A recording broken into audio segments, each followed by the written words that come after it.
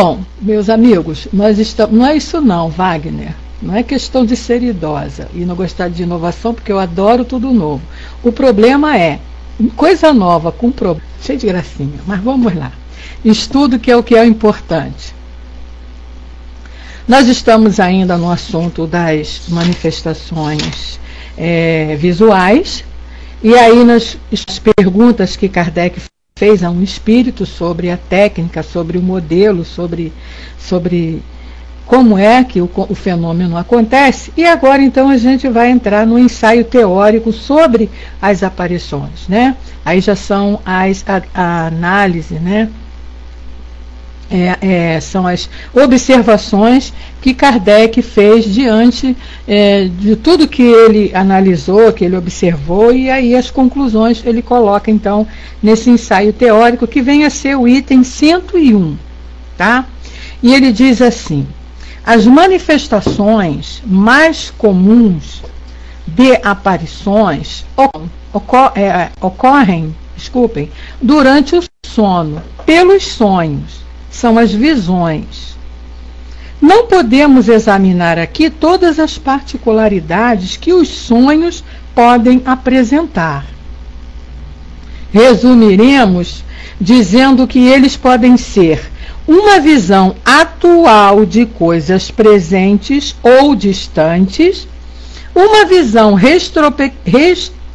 retrospectiva do passado, e, em alguns casos excepcionais, um pressentimento do futuro. Frequentemente, são também quadros alegóricos que os espíritos nos apresentam como úteis advertências ou salutares conselhos, quando são espíritos bons ou para nos enganarem e entreterem as nossas paixões, se são espíritos imperfeitos. Então, olha só, Kardec está colocando aqui que essas manifestações mais comuns, elas se apresentam desta maneira lá nos nossos sonhos, né? Durante o sono, pelos sonhos. É o momento em que a gente está liberto do corpo, não está limitado pela matéria, pelos órgãos do corpo humano, estamos livres, então a gente pode observar e ver mais coisas, né? Aí ele diz assim: a teoria abaixo se aplica aos sonhos, como a todos os outros casos de aparições. E aí ele manda a gente ver lá na questão 400 do Livro dos Espíritos, onde nós temos lá um estudo completo sobre essa questão dos sonhos. Nós até já fizemos aqui. Aí ele diz: não ofenderemos o bom senso dos leitores, refutando o que há de absurdo e ridículo no que vulgarmente se chama de interpretação de sonhos, né? Aí aqui ele está falando sobre a respeito de todas essas invenções que o homem, né? Isso é coisa de cabecinha do homem, cabecinha nossa, de encarnado, de tirar dos sonhos que a gente tem durante a noite e criar aí interpretações. Então, vocês sabem que até palpite para jogo, as pessoas utilizam os sonhos, né? Jogo de cena, jogo do bicho, e não sei mais o que, essas coisas que as pessoas, sei lá, por ignorância, né? A gente só pode chamar assim, por ignorância, se utilizam e comentam. Tem até livros escritos: o sonho é um aviso, e o que você sonha com isso é isso, e vão dando aí várias interpretações que já se tornaram comuns. São superstições, né, criadas pelo folclore humano. Então é disso que Kardec está falando, que ele não vai ofender a essas pessoas que acreditam nisso. É problema de cada um acreditar, né? Mas que isso não existe. Então é o que ele está falando aqui. E a gente tem uma nota também do professor Herculano Pires, né, que é o tradutor dessa versão que a gente utiliza, e ele coloca para nós assim: Kardec se refere à arte vulgar de interpretação dos sonhos e não aos processos psicológicos hoje empregados na terapêutica. Quando esses processos referem-se apenas a um aspecto dos sonhos, realmente significativo de vista psicológico, mas muitas vezes mal interpretado por falta de visão de conjunto que o Espiritismo oferece e que escolas como a de Carl Jung já procuraram atingir, né? Então veja bem, com o conhecimento que a doutrina nos oferece, né, o que o professor está colocando aqui também, lá reforçando as palavras de Kardec, nós podemos identificar o que seja as passagens dos sonhos que nós costumamos nos lembrar, né? Então a gente estudando lá no Livro dos Espíritos, a gente quando estuda também lá no Invisível com Leon Denis, quando ele fala dessa questão dos sonhos, nós temos aqueles sonhos que Leon Denis classifica como sonho espiritual e como sonho artificial. Os sonhos espirituais são aqueles sonhos dos quais nós nos lembramos das visitas que fazemos quando estamos dormindo. Então a alma, o corpo dorme, a alma se liberta desse corpo, vai pela vida espiritual, vai pelo mundo espiritual, encontra com outros espíritos, conversam, estudam, aprendem, trabalham e fazem muitas coisas, né? E isso nós muitas vezes não lembramos, e outras a gente lembra, e outras a gente tem algumas pequenas visões, né? Pequenas lembranças. Tá legal, Vaguinho, vai com Deus, bom trabalho lá. Então, o que acontece? Nós temos pequenas lembranças, mas pelo conhecimento que a doutrina nos oferece, a gente sabe identificar que sonho é. E tem aquele sonho que é chamado do sonho artificial, que são as impressões que ficam no nosso consciente no dia a dia, do dia a dia. E à noite, quando relaxamos, quando dormimos, é o que Kardec coloca ali em cima, né? Essas visões vêm à nossa mente. E aí a gente, de repente, acorda e se lembra, né? Então, por exemplo, se você assiste um filme, por exemplo, né, antes de dormir, as pessoas veem televisão antes de dormir, assistem um filme, e aquilo fica ali, te impressiona muito as cenas daquele filme, você pode retratar esse filme aí de várias maneiras durante o sono. Se você passa por uma situação que te marca muito durante o dia, né? Se você passa por situações que te impressionam de uma certa maneira, o teu psicológico, isso pode interferir durante o teu sono e você ter ali as lembranças daquilo. Por isso que, resumiríamos dizendo que elas podem ser uma visão atual das coisas presentes ou distantes, uma visão da retrospectiva também do passado. Então são coisas que a gente passa durante o dia, que nos marcam, que nos impressionam e que nós costumamos nos lembrar, vem à nossa mente durante o sono, tá? Mas aí você vai saber identificar, né, com o conhecimento que a doutrina nos oferece. Aqueles que são leigos, que não têm esse conhecimento, eles entram nesse processo aí das superstições, de que o sonho é um aviso, de que o sonho está querendo transmitir alguma coisa, que não vai prejudicar em nada se a pessoa soubesse conviver com isso aí, né?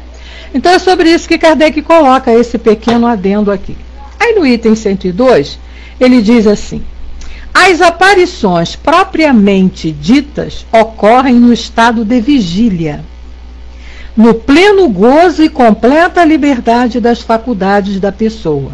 Então veja bem, o fenômeno, né, da aparição que o espírito utiliza, o fluido do médium com o fluido dele para se tornar visível, isso apenas quando nós estamos acordados, né? Você está acordado, o teu corpo não está dormindo, você não está desde das sensações físicas, você está ali pleno, acordado, e aí isso é que Kardec está chamando propriamente dito de aparições. As visões que a gente vê durante o sono não chegam a ser visões, porque não há o processo, não existe assim o fenômeno de quando nós estamos acordados, quer dizer, a manipulação fluídica.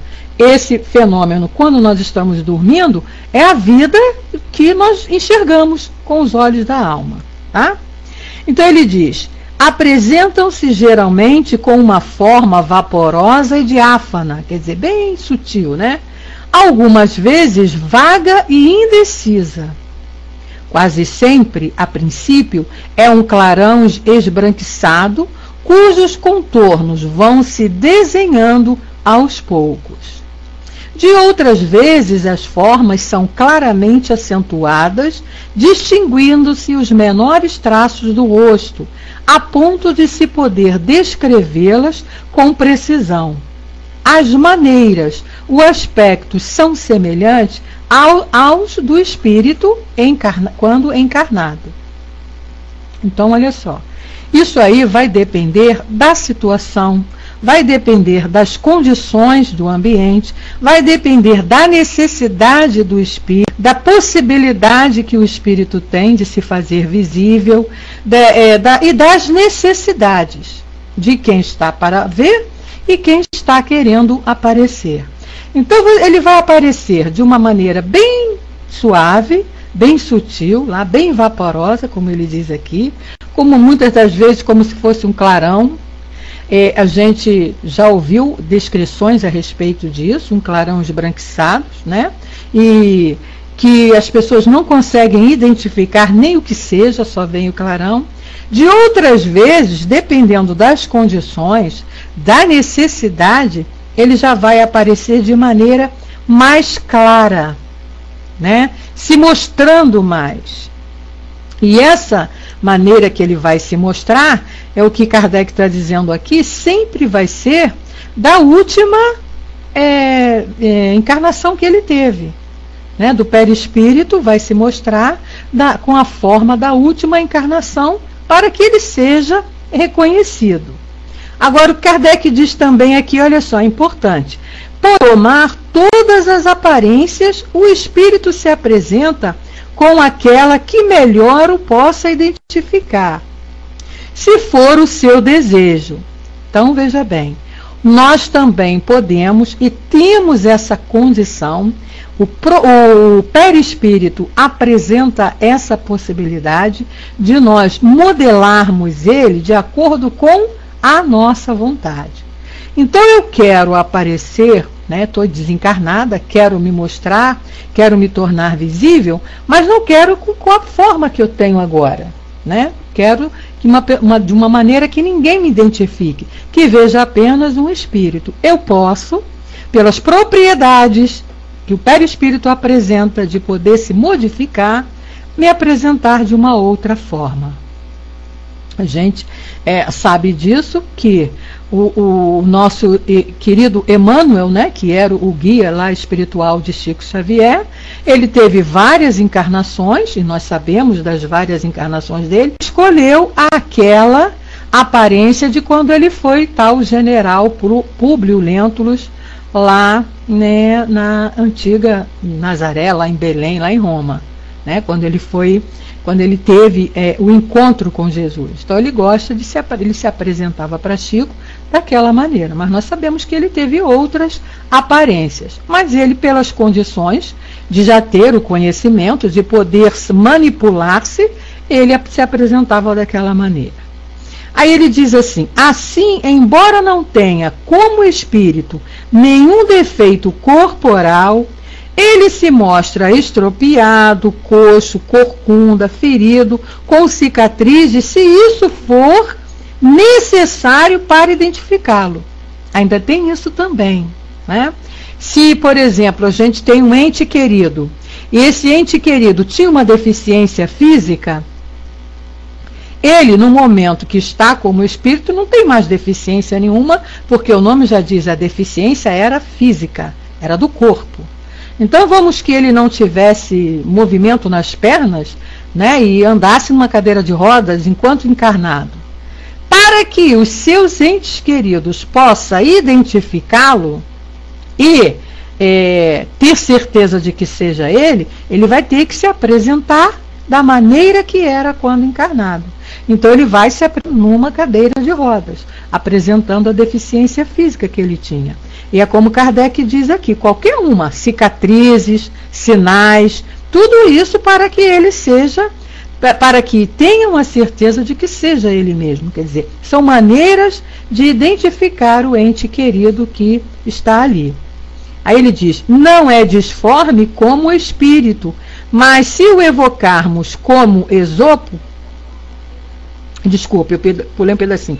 Esopo, por exemplo, não é disforme como espírito, mas se o evocarmos como Esopo, por mais existências posteriores que tenha tido, aparecerá feio e corcunda com seus trajes tradicionais. Então, você vai aparecer da maneira como você viveu ali para ser identificado, as pessoas, né? Aí Kardec diz, uma particularidade a notar é que, exceto em circunstâncias especiais, as partes menos precisas da aparição são os membros inferiores, enquanto a cabeça, o tronco, os braços e as mãos aparecem nitidamente. É uma observação de Kardec que geralmente, ele notou isso, nas aparições, as pernas, os pés, a parte inferior, os membros inferiores, eles dificilmente aparecem. Dificilmente a gente consegue ver. Aparece muito mais a parte superior, justamente o tronco, os braços e o rosto, que é para maior identificação. Aí ele diz, assim não os vemos quase nunca andar, mas deslizar como sombras. Quanto às vestes, ordinariamente se constituem de um planejamento que termina em longas pregas flutuantes. São essas, em resumo, acrescentadas por uma cabeleira ondulante e graciosa, as características da aparência dos espíritos que nada conservam da vida terrena. Então aqui ele já está colocando assim já os espíritos superiores, que já não tem mais ligação com o mundo material, que não trazem mais nenhum resquício do mundo material, então eles já se apresentam desta maneira. Normalmente aquela túnica branca, aquela vestimenta branca, e não apresentando, não mostrando muito os membros inferiores, mostrando apenas mais o rosto e a parte superior. Então é o que ele diz, são essas, em resumo, acrescentadas aí por uma cabeleira ondulante e graciosa. Mas os espíritos comuns das pessoas que conhecemos vestem-se geralmente como o faziam nos últimos dias de sua existência. Boa noite, Lana Zil, seja bem-vinda. Então, por quê? Para que possa ser identificado. O objetivo é simplesmente esse. Ele vai aparecer, muitas das vezes, ele também não tem condição, não sabe, não é que não tenha condição, ele não conhece o processo de se modificar. E vamos dizer, no estágio em que se encontram, eles não têm esse objetivo, Eles querem justamente aparecer como são mesmo, como estão mesmo, falar mesmo ali com os entes queridos e se apresentar para ser identificado, Então, Kardec diz para nós, há os que muitas vezes se apresentam com símbolos da sua elevação, como uma auréola ou asas, pelo que são considerados anjos. Isso aí vai variar muito do lugar onde eles vão se apresentar, do lugar onde eles vão se tornar visíveis, para que as pessoas acreditem que aquilo que as suas filosofias religiosas aceitam e cultuam seja comprovado. Então, um espírito, ele vai aparecer, por exemplo, para um grupo de católicos, se é um espírito elevado, se é um espírito superior, ele vai aparecer muitas das vezes com essa auréola aqui, com asas, como se fosse um anjo. Por quê? Porque os católicos acreditam que os espíritos são anjos. Aqueles que se tornaram bons são anjos. Aliás, eles acham, não é nem que se tornaram bons, Eles acreditam que já foram criados anjos. Os espíritos superiores, os espíritos mais elevados, são os anjos. E esses anjos, eles não foram criados como nós. Para eles nunca viveram aqui na Terra. Então, são assim, seres especiais criados por Deus para tomar conta de nós. E a aparência é essa. Então, para que esses espíritos, né, possam até orientar, direcionar, dar alguma mensagem a esse grupo de cristãos, eles se apresentam desta maneira. Então, é o que Kardec está dizendo aqui, né? Então ele fala, outros carregam o instrumento para suas atividades terrenas. Assim, um guerreiro poderá aparecer com uma armadura, um sábio com seus livros, um assassino com seu punhal, e assim por diante, né? Negrão, eles acham, isso é a ideologia, né, o pensamento dos católicos, que os anjos são seres à parte, são seres especiais criados por Deus. Os anjos, os querubins, os arcanjos, e cada um desse termo aí tem um estágio. Eu não sei direito qual que é superior, né? A hierarquia eu não sei, mas eu sei que são anjos, arcanjos, querubins e por aí vai. Mas não são pessoas que viveram aqui entre nós. Para eles, não são. Eles não pensam dessa maneira. E a gente sabe que isso não existiu. Deus não criou ninguém diferente, especial, né? Privilegiado, já elevado e superior. Não. Foi criado todo mundo igual e todos vão atingir esse estágio aí de superioridade, de espírito puro, de acordo lá com a escala que Kardec coloca lá no Livro dos Espíritos, de acordo com o seu esforço, com o trabalho individual, com o seu comportamento, com as suas ideias, e de ir se modificando até chegar a esse estágio aí elevado, né? Isso que a gente já tem conhecimento, que a doutrina nos oferece isso. Então Kardec está dizendo aqui, né, que você pode aparecer aqui da maneira que você quiser, até com os seus instrumentos de trabalho, se você assim o quiser. Aí ele diz, os espíritos superiores apresentam uma figura bela, nobre e serena. Isto por quê? Porque os espíritos superiores já não estão mais ligados à Terra, né? Eles já não estão mais ligados a essa vida material. Já se desligaram de qualquer resquício que esteja ligado à vida material. Então eles vão se apresentar naquela maneira tranquila, de espírito elevado mesmo, como ele diz aqui, nobre e serena. Os mais inferiores têm algo de feroz e bestial, e algumas vezes ainda trazem os vestígios dos crimes que cometeram ou dos suplícios que sofreram. A gente vê isso muito claramente no livro Céu e Inferno, né? Que Kardec evocou lá vários tipos de espíritos, em várias situações, em várias condições que estavam na atualidade, para contarem suas experiências, e dar aí o exemplo para nós. Então a gente ainda vai estudar esse livro aqui, né? Mas já pode ir lendo lá alguma coisa. A gente vê lá os vários espíritos que Kardec evocou, fora os que ainda ele não pôde colocar na codificação, mas que a gente encontra na Revista Espírita, que é outra coleção que a gente não pode deixar de ler, de pesquisar, de olhar lá os assuntos, que temos lá assuntos interessantíssimos que Kardec não colocou, né, não colocou na sua totalidade na codificação, por questão até de espaço, mas que na Revista Espírita ele comentava. E existem vários fatos lá, várias histórias falando a respeito dessas aparições assim, dessa maneira, né, espíritos com uma aparência feroz, de animais terríveis. E ele ainda diz, e algumas vezes ainda trazem os vestígios dos crimes que cometeram. Muitas das vezes os vestígios, né, as sequelas daquilo que eles fizeram, se encontram com eles ainda. Aí, continuando, ele diz, o problema das vestes e dos objetos acessórios é, talvez, o mais intrigante.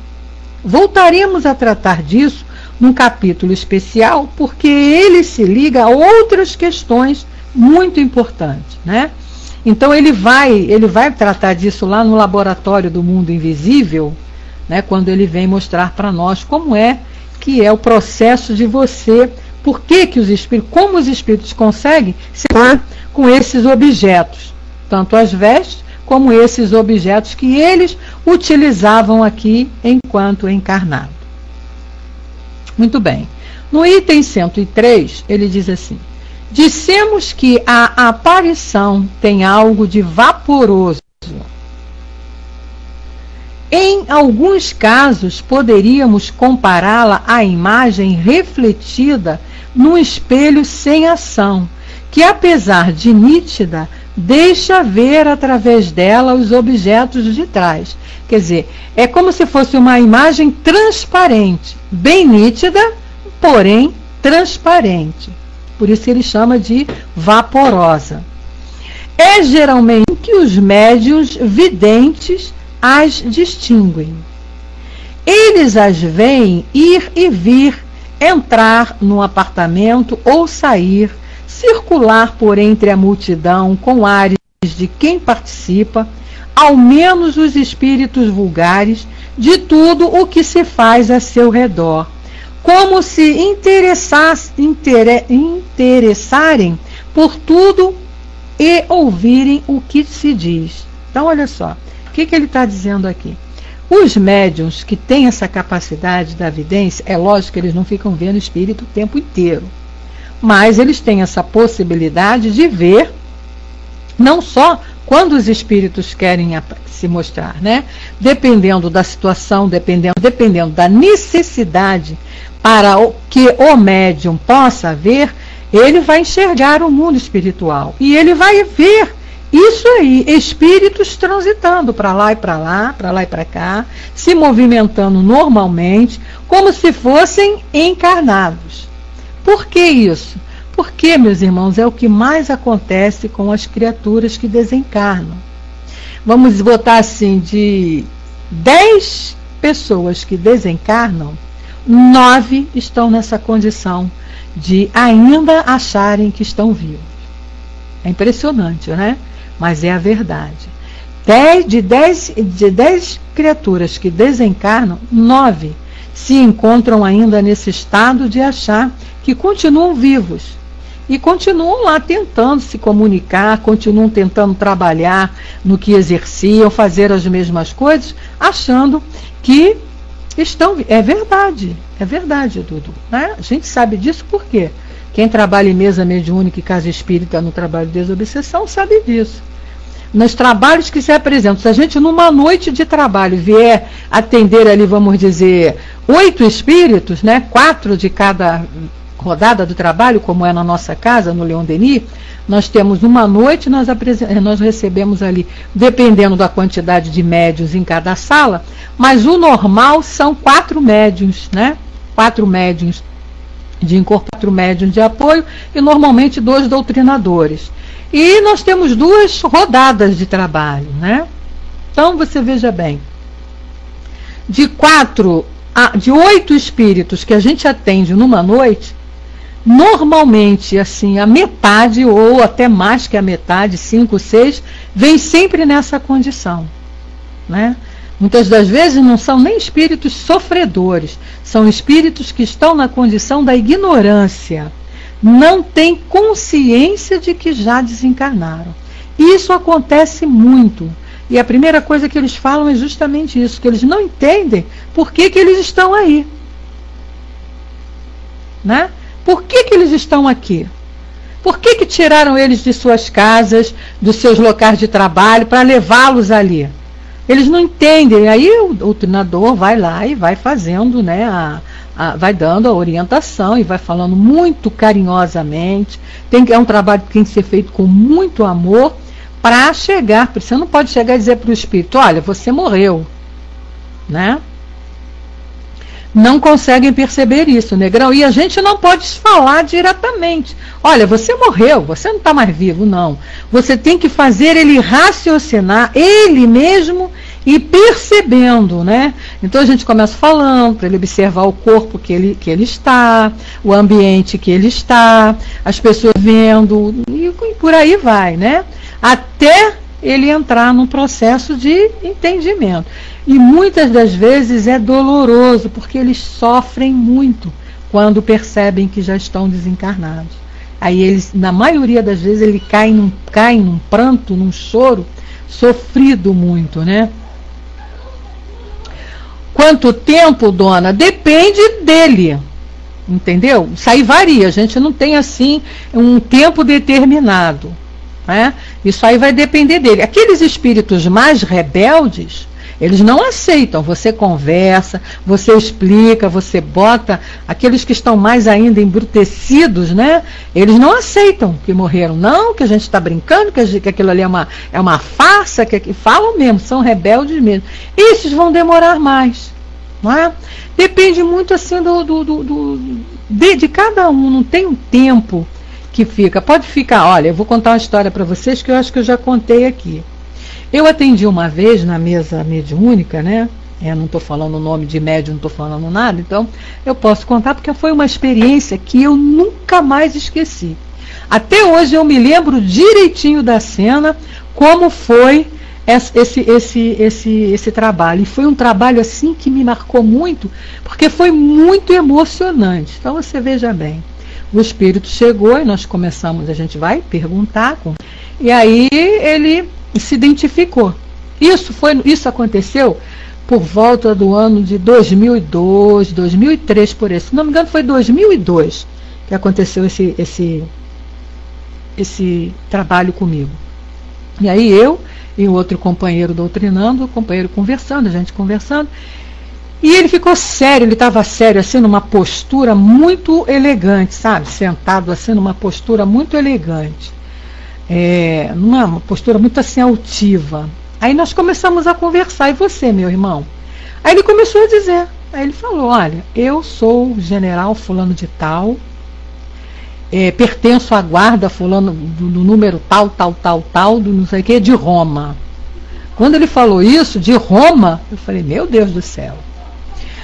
Aí nós começamos aí perguntando, né? Então ele foi dizendo que ele era um oficial responsável por um pelotão, né, na época, uma turma, um grupo de oficiais romanos que estavam ainda querendo descobrir onde o Cristo estava escondido, né, porque eles estavam, como é que se diz? Ele estava procurando o Cristo. Gente, em 2002, então por aí você vai vendo quanto tempo que esse espírito ainda estava achando que estava vivo e vivendo a época do Cristo, porque ele estava perseguindo ainda o Cristo, né? Os soldados romanos não corriam atrás dos cristãos e queriam pegar o Cristo. Foi emocionante esse trabalho. E aí agora, para você falar pro espírito que ele está completamente fora de órbita. Aí nós começamos a conversar, falamos: você lembra de que já aconteceu isso? Você lembra que aconteceu isso? E muitas coisas ele não se lembrava. Até que nós chegamos na crucificação. Aí nós falamos que o Cristo já tinha sido preso, que o Cristo já tinha sido crucificado e que já tinha sido ressuscitado. Ele não estava mais naquele mundo, que já havia passado muito tempo.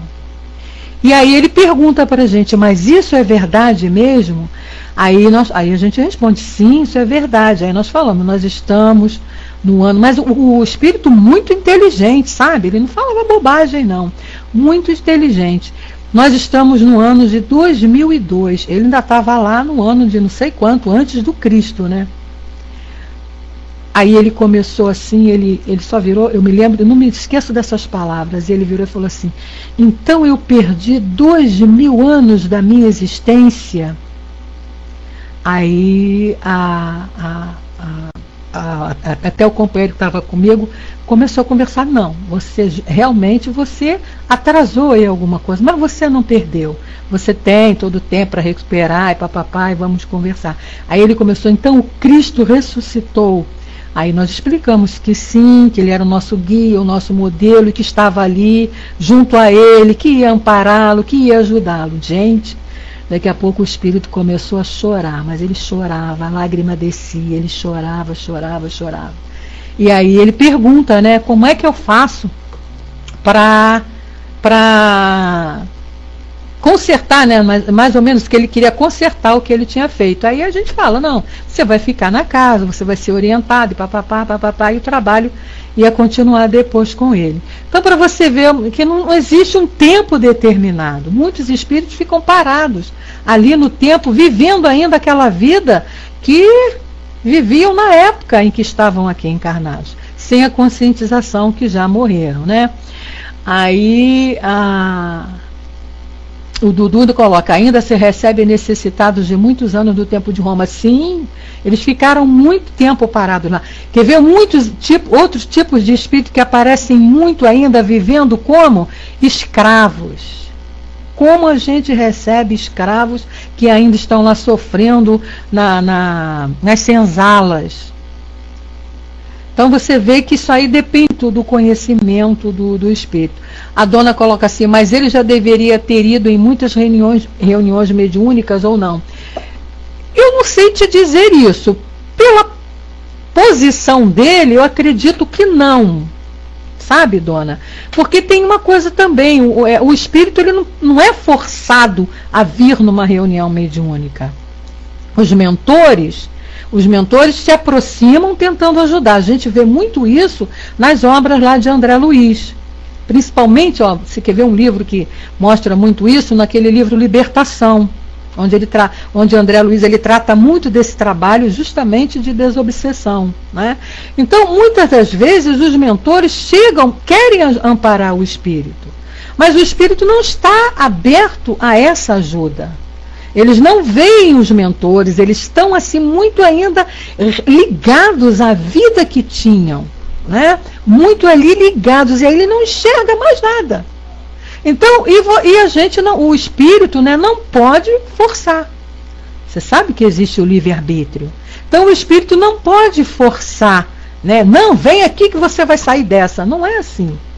É muito trabalho, de muito carinho, de muito amor. Leiam esse livro Libertação, que vocês vão ver ali o trabalho que os mentores tiveram para poder irem lá salvar o Gregório, tirar o Gregório da vida inferior que ele se posicionava. Isso por conta de uma prece da mãe dele. A mãe de Gregório pediu ajuda, e aí ele vivia lá nas trevas e foi lá ajudar. E também tem isso, os espíritos não querem ajuda, não aceitam, não olham, não querem nem enxergar, estão numa condição tão atrasada, que não conseguem enxergar os mentores ali do lado. Não precisa ir muito longe, o próprio André Luiz mesmo, ele narra, né? Ele ficou em tempos terrenos, lá na cegueira espiritual, durante 8 anos, se eu não me engano, e os mentores ali sempre do lado dele, querendo tirá-lo daquela situação. Até que ele se lembrou, né? Tá ok, Dudu, sem problemas. Até que ele se lembrou que existia um Deus, e ele, já não aguentando mais tanto sofrimento, ele roga a Deus que o traga, que dê ajuda. Ele conseguiu enxergar lá Clarencio do lado dele e foi socorrido. Aí a história que a gente vê lá em Nosso Lar, né? Então, a situação do espírito é essa. Então a gente não tem assim um determinado tempo. Você desencarnando, com o conhecimento que a gente tem, eu acredito que a gente não vai ficar muito tempo nesse período de perturbação. Agora, é o que o Kardec explica, né, para nós, os espíritos explicaram. Não existe um tempo determinado. Vai ficar tanto tempo. Isso aí vai depender muito, como os companheiros já colocaram aí, do grau de entendimento de cada um, né, do desapego à matéria, né, da evolução moral. Por isso que o que a doutrina nos ensina? Que a gente trabalhe para esse momento longo. Então vamos viver aqui no mundo material? Vamos, mas sem nos ligarmos ao mundo material. O que a doutrina nos ensina? Trabalhar o desapego, né? Trabalhar, ir nos desprendendo disso, porque essa ligação é que faz com que a gente fique muito tempo no período de perturbação. Fora isso, então se a gente tem esse conhecimento e tem essa sensação, não é só com bens materiais não, com os entes queridos também. né? Tem mãe que fica desesperada, com medo de morrer, porque não pode deixar os filhos, como se os filhos não fossem sobreviver sem a presença dela. Filhos não conseguem viver sem pai, sem mãe, fica ali preso, agarrado. Olha, gente, por exemplo, na minha família, a minha irmã e eu faço muito trabalho de desprendimento com o sobrinho que eu tenho. Para você ver, o menino já está com 32, 33 anos, já tem mulher, já é casado, tem filho e tudo, mas ele é tão grudado na minha irmã que ele vive pedindo a minha irmã para a minha irmã não morrer na frente dele. Olha só para você ter uma ideia. Agora é que a gente está conseguindo fazer esse desligamento um pouco, né? Para você ver, ele é tão grudado, tão dependente da minha irmã, que muitas vezes ele falava isso para ela: mãe, pelo amor de Deus, você não pode morrer na minha frente. Se você morrer na minha frente, eu não sei o que vai ser de mim. Né? E aí agora a gente está trabalhando, vai ter melhorado muito. Pois é, com certeza. Já tem modificado muito, mas há uns 5, 6, 7 anos atrás, era uma ligação terrível. E eu falava para minha irmã: olha, você tem que tratar isso, você tem que ir mostrando para ele que não é assim não, ele tem que se desprender de você. E a mãe, né, a mãe é fogo, né?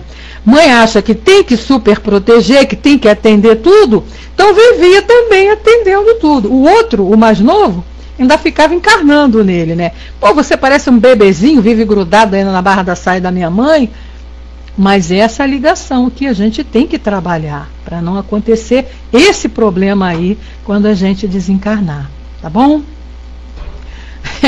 Negrão, porque o mais novo é totalmente independente. Nossa, quando a minha irmã vai saber das decisões, das coisas da vida dele, ele já fez, para você ver. Ele foi para os Estados Unidos, ele entrou num grupo aí de estudo desses intercâmbios que se fazem. A minha irmã só ficou sabendo, ele estava com 18 anos, a minha irmã só ficou sabendo na véspera dele viajar. Que ele chegou para minha irmã e falou assim: ó, vou para os Estados Unidos depois da manhã. A minha irmã quase teve um AVC, quase teve um infarto. Eu falei: meu Deus do céu. E o menino ficou lá 3, 4 meses nos Estados Unidos, voltou. Já o mais velho quando precisa comprar roupa, a minha irmã tem que ir com ele. Eu falei para ela: olha, tá com isso.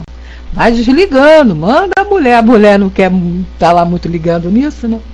Gente, nós estamos então, vamos encerrar aqui o estudo hoje, porque o meu amigo Dudu me pediu aqui, em função da gravação, a gente encerra aqui os nossos trabalhos hoje, até porque vai ficar quebrado aqui o nosso estudo, né? Então, na próxima quarta-feira, a gente volta com esse assunto ainda, que tem muita coisa aqui que Kardec quer falar para nós, tá bom? Liberando o nosso